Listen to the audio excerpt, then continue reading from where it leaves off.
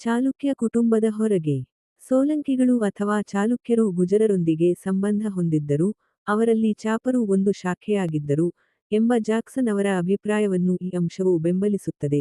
28 rice ಅವರ ಊಹೆಗಳ ಪ್ರಕಾರ, ಚಾಲುಕ್ಯ ಎಂಬ ಪದವು ಸೆಲ್ಯೂಕಿಯಾವನ್ನು ಹೋಲುತ್ತದೆ ಮತ್ತು ಚಾಲುಕ್ಯರು ಮತ್ತು ಪಲ್ಲವರ ನಡುವಿನ ಕಹಿ ಯುದ್ಧಗಳನ್ನು ದಕ್ಷಿಣ ಭಾರತದಲ್ಲಿ ಸೆಲ್ಯೂಸಿಡೆ ಮತ್ತು ಅರ್ಸಾಸಿಡಿ ಪಾರ್ಥಿಯನ್ನರು ನಡುವಿನ ಜಗಳಗಳ ಮುಂದುವರಿಕೆಯಾಗಿ ವಿವರಿಸಬಹುದು. ಪಲ್ಲವರನ್ನು ಪಾರ್ಥಿಯನ್ನರು ಎಂದು ಪರಿಗಣಿಸಲಾಗುತ್ತದೆ. ಮೇಲಿನ ಅಭಿಪ್ರಾಯಗಳನ್ನು ಬೆಂಬಲಿಸಲು ಕಡಿಮೆ ಪುರಾವೆಗಳಿವೆ. ಟರ್ಕಿ ಮೂಲದಿಂದ ಪದದ ವ್ಯುತ್ಪನ್ನವು ಅತೃಪ್ತಿಕರವಾಗಿದೆ ಮತ್ತು ಚಾಲುಕ್ಯರು ಮತ್ತು ಗುರ್ಜರರ ಭಾವಿಸಲಾದ ಗುರುತು ಚಾಲುಕ್ಯ ದಾಖಲೆಗಳಲ್ಲಿ ಕಂಡುಬರುವ ವಿಭಿನ್ನ ರೀತಿಯ ಹೆಸರುಗಳಿಗೆ ಯಾವುದೇ ಹೋಲಿಕೆಯನ್ನು ಹೊಂದಿಲ್ಲ. ಪಲ್ಲವ ಮತ್ತು ಪಾರ್ಥಿಯ ಗುರುತಿಗೆ ಸಂಬಂಧಿಸಿದಂತೆ, ಪಲ್ಲವ ಮತ್ತು ಪಹ್ಲವ ಪದಗಳು ಭಾಷಾಶಾಸ್ತ್ರೀಯವಾಗಿ ಒಂದೇ ಆಗಿರಬಹುದು ಎಂದು ವಾದಿಸಲಾಗಿದೆ, ಆದರೆ ಐತಿಹಾಸಿಕವಾಗಿ ಎರಡೂ ಪದಗಳು ಎರಡು ವಿಭಿನ್ನ ಜನರನ್ನು ಉಲ್ಲೇಖಿಸುತ್ತವೆ. ಇದು ಸ್ಪಷ್ಟವಾಗಿದೆ. ರಾಜಶೇಖರನ ಭುವನಕೋಶ. ಈ ಕೃತಿಯಲ್ಲಿ, ಲೇಖಕರು ಪಲ್ಲವರು ಮತ್ತು ಪಹ್ಲವರನ್ನು ಕ್ರಮವಾಗಿ ದಕ್ಷಿಣ ಭಾರತ ಮತ್ತು ಟ್ರಾನ್ಸ್ ಸಿಂಧೂ ಕಣಿವೆಯನ್ನು ಆಕ್ರಮಿಸಿಕೊಂಡಿರುವ ವಿಭಿನ್ನ ಜನರು ಎಂದು ಪರಿಗಣಿಸುತ್ತಾರೆ. ಎರಡು ಪದಗಳ ನಡುವಿನ ಗುರುತು ತನ್ನ ತೂಕವನ್ನು ಕಳೆದುಕೊಂಡಂತೆ, ರೈಸ್ನ ದೃಷ್ಟಿಕೋನವು ತನ್ನ ಬಲವನ್ನು ಕಳೆದುಕೊಳ್ಳುತ್ತದೆ. ಮೂಲದ ಸಮಸ್ಯೆಗೆ ಪರಿಹಾರವನ್ನು ಕಂಡುಹಿಡಿಯಲು ನಾವು ಈಗ ಆರಂಭಿಕ ಮತ್ತು ಕೊನೆಯ ಚಾಲುಕ್ಯರ ದಾಖಲೆಗಳ ಮುನ್ನುಡಿಗಳನ್ನು ಪರಿಶೀಲಿಸಬಹುದು. ಕುಟುಂಬದ ಆರಂಭಿಕ ದಾಖಲೆಯಾದ ಕೀರ್ತಿವರ್ಮ ಕ್ರಿ. ಶ.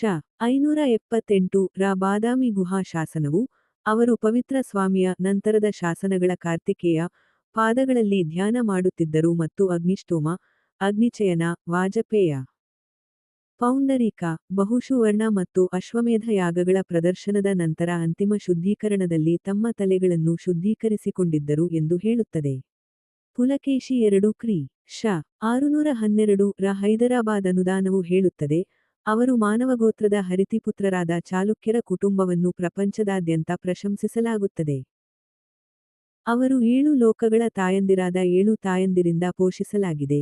ಅವರು ಕಾರ್ತಿಕೇಯನ ರಕ್ಷಣೆಯ ಮೂಲಕ ನಿರಂತರ ಸಮೃದ್ಧಿಯನ್ನು ಪಡೆದಿದ್ದಾರೆ. ದೈವಿಕ ನಾರಾಯಣನ ಅನುಗ್ರಹದಿಂದ ಪಡೆದ ಹಂದಿಯ ಶಿಖರವನ್ನು ನೋಡಿಯೇ ಎಲ್ಲಾ ರಾಜರನ್ನು ಅಧೀನಗೊಳಿಸಿಕೊಂಡಿದ್ದಾರೆ. ಈ ಪೀಠಿಕೆಗಳು ಚಾಲುಕ್ಯರ ಕುಟುಂಬ ಮತ್ತು ತಮ್ಮನ್ನು ಶಾತವಾಹನರು ಮತ್ತು ಕದಂಬರು ಎಂದು ಕರೆದುಕೊಂಡ ಚುಟುಗಳ ನಡುವಿನ ಗಮನಾರ್ಹ ಗುರುತನ್ನು ಬಹಿರಂಗಪಡಿಸುತ್ತವೆ.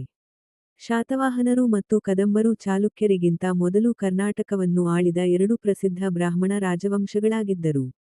ಕದಂಬರಂತೆ ಚಾಲುಕ್ಯರು ಮಾನವ್ಯ ಗೋತ್ರಕ್ಕೆ ಸೇರಿದವರು ಮತ್ತು ಅವರು ಮೂಲ ಪೂರ್ವಜ ಹರಿತಿಯ ವಂಶಸ್ಥರು.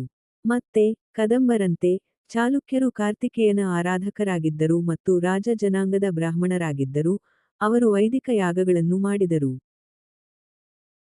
ಈ ಹೋಲಿಕೆಗಳು ಸ್ವಾಭಾವಿಕವಾಗಿ ಅವರು ಬ್ರಾಹ್ಮಣರು ಎಂದು ಸೂಚಿಸುತ್ತವೆ, ಅವರು ಕದಂಬರಂತೆ, ಪರಿಸ್ಥಿತಿ ಅಗತ್ಯವಿದ್ದಾಗ ಶಸ್ತ್ರಾಸ್ತ್ರಗಳನ್ನು ತೆಗೆದುಕೊಂಡರು. ದೈವಿಕ ನಾರಾಯಣನ ಅನುಗ್ರಹದಿಂದ ಅವರು ಪಡೆದ ಹಂದಿಯ ಶಿಖರವನ್ನು ನೋಡಿಯೇ ಎಲ್ಲಾ ರಾಜರನ್ನು ಅವರಿಗೆ ಅಧೀನಗೊಳಿಸಿದ್ದಾರೆ, ಎಂಬ ಹೈದರಾಬಾದ್ ಅನುದಾನದಲ್ಲಿನ ಹೇಳಿಕೆಯು ಬಹಳ ಮಹತ್ವದ್ದಾಗಿದೆ ಮತ್ತು ಸಾಂಕೇತಿಕವಾಗಿದೆ. ಈ ಲಾಂಛನವನ್ನು ಅವರ ಕೆಲಸದ ಸ್ವರೂಪವನ್ನು ಸೂಚಿಸಲು, ಭೂಮಿಯನ್ನು ದುಷ್ಟ ಆಡಳಿತಗಾರರಿಂದ ಕಿರುಕುಳದಿಂದ ರಕ್ಷಿಸುವ ಕಾರ್ಯವನ್ನು ಸೂಚಿಸಲು ಅಳವಡಿಸಿಕೊಳ್ಳಲಾಯಿತು. ಇದನ್ನು ಭಗವಾನ್ ನಾರಾಯಣನು ತನ್ನ ಹಂದಿ ಅವತಾರದಲ್ಲಿ ಸಾಧಿಸಿದ ಕಾರ್ಯದೊಂದಿಗೆ ಹೋಲಿಸುವುದನ್ನು ಸೂಚಿಸುವ ಮೂಲಕ. ಕದಂಬ ಆಳ್ವಿಕೆಯು ದುಷ್ಟ ದಿನಗಳಲ್ಲಿ ಬಿದ್ದಾಗ ಅವರ ಸಾಮಂತರು ತಮ್ಮ ಸ್ವಾತಂತ್ರ್ಯವನ್ನು ಪ್ರತಿಪಾದಿಸಲು ಪ್ರಾರಂಭಿಸಿದರು. ಇದರ ಪರಿಣಾಮವಾಗಿ ಉಂಟಾದ ಗೊಂದಲದಲ್ಲಿ ಚಾಲುಕ್ಯರು ಅಧಿಕಾರವನ್ನು ವಶಪಡಿಸಿಕೊಂಡರು ಮತ್ತು ತಮ್ಮ ಹಿಂದಿನ ಯಜಮಾನರ ಪಾದರಕ್ಷೆಗೆ ಕಾಲಿಟ್ಟರು. ಹೀಗಾಗಿ ಚಾಲುಕ್ಯನನ್ನು ನಾಗಾರ್ಜುನಕೊಂಡದ ಇಕ್ಷ್ವಾಕುಗಳ ಅಡಿಯಲ್ಲಿ ಸಾಮಂತ ನಾಯಕ ಮಲ್ಹಸೇನ ಮಹಾ ತಲವರ ವಾಸಿಷ್ಠಿಪುತ್ರ ಕಂದಚಾಲಿಕಿ ರೆಮ್ಮಣಕನೊಂದಿಗೆ ಗುರುತಿಸುವುದು ಮತ್ತು ಆ ಮೂಲಕ ಅವರನ್ನು ಆಂಧ್ರರು ಎಂದು ಪರಿಗಣಿಸುವುದು ದೂರದ ಮಾತು ಎಂದು ತೋರುತ್ತದೆ. 29 ಅವನನ್ನು ವಾಸಿಷ್ಠಿಪುತ್ರ ಎಂದು ಕರೆಯಲಾಗುತ್ತದೆ ಮತ್ತು ಹಿರಣ್ಯಕ ಅಥವಾ ಹಿರಣ್ಯಕ ಕುಟುಂಬಕ್ಕೆ ಸೇರಿದವನು, ಆದರೆ ಚಾಲುಕ್ಯರು ಹರಿತಿಪುತ್ರರು ಮತ್ತು ಮಾನವಗೋತ್ರಕ್ಕೆ ಸೇರಿದವನು.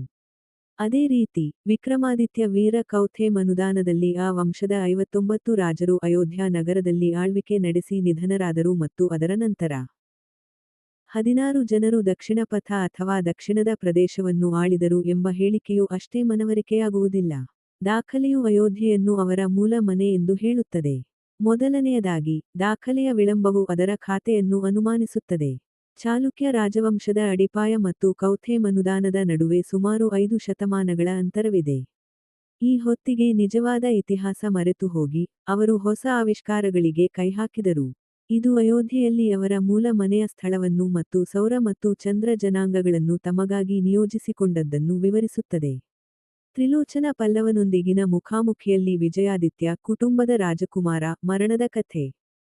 ವಿಷ್ಣುಭಟ್ಟ ಸೋಮಯಾಜಿನ್ ಅವರಿಂದ ಅವನ ಮರಣೋತ್ತರ ಮಗ ವಿಷ್ಣುವರ್ಧನನ ಪಾಲನೆ ಮತ್ತು ನಂತರ ಚಾಲುಕ್ಯ ಶಕ್ತಿಯನ್ನು ಸ್ಥಾಪಿಸಲು ಅವನು ಮಾಡಿದ ಯಶಸ್ವಿ ಪ್ರಯತ್ನಗಳು ಅತ್ಯುತ್ತಮವಾಗಿ ಕಾಲ್ಪನಿಕವೆಂದು ತೋರುತ್ತದೆ.